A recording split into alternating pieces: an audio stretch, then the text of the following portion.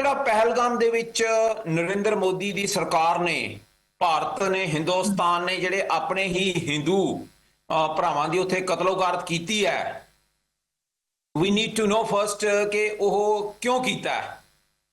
ਤੁਹਾਨੂੰ ਯਾਦ ਹੋਣਾ ਕਿ ਮਾਰਚ 2000 ਦੇ ਵਿੱਚ ਪ੍ਰੈਜ਼ੀਡੈਂਟ ਕਲਿੰਟਨ ਜਿਹੜਾ ਹੈ ਉਹ ਪਹੁੰਚਿਆ ਸੀ ਭਾਰਤ, ਔਰ ਉੱਥੇ ਵੀ ਛੱਤੀ ਸਿੰਘਪੁਰਾ ਉਸ ਦਿਨ ਸਿੱਖ ਮਾਰ ਦਿੱਤੇ ਗਏ ਸੀ।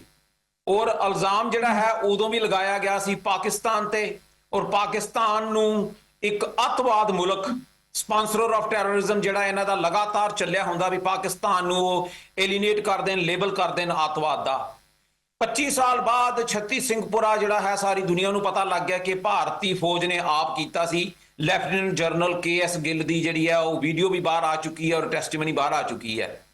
ਨਾਓ fast forward 2025 JD Vance American vice president ਉੱਥੇ ਪਹੁੰਚਦਾ ਔਰ ਇਹ ਆਪਣੇ ਹਿੰਦੂ ਉਸ ਜਗ੍ਹਾ ਤੇ ਕਤਲ ਕਰਦੇ ਆ ਜਿਹੜੀ ਕਿ ਮੋਸਟ ਸਿਕਿਉਰਡ ਪਲੇਸ ਹੈ, ਜਿੱਥੇ ਫੋਰਨ ਟੂਰਿਸਟ ਜਾਂਦੇ ਆ।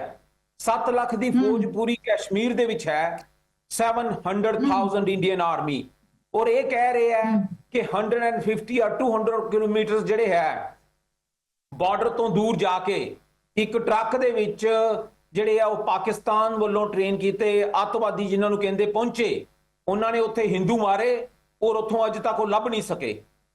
1 ਘੰਟਾ ਨਾ ਉੱਥੇ ਮਿਲਟਰੀ ਆਂਦੀ ਹੈ, ਆਰਮੀ, ਪੁਲਿਸ, ਕੋਈ ਮੈਡੀਕਲ ਜਿਹੜੀ ਸਹਾਇਤਾ ਉੱਥੇ ਨਹੀਂ ਪਹੁੰਚਦੀ। ਪਰ within 10 minutes Indian accounts, social media, ਉਹਨਾਂ ਦੇ TVs and everybody started running that this is being done by Pakistan.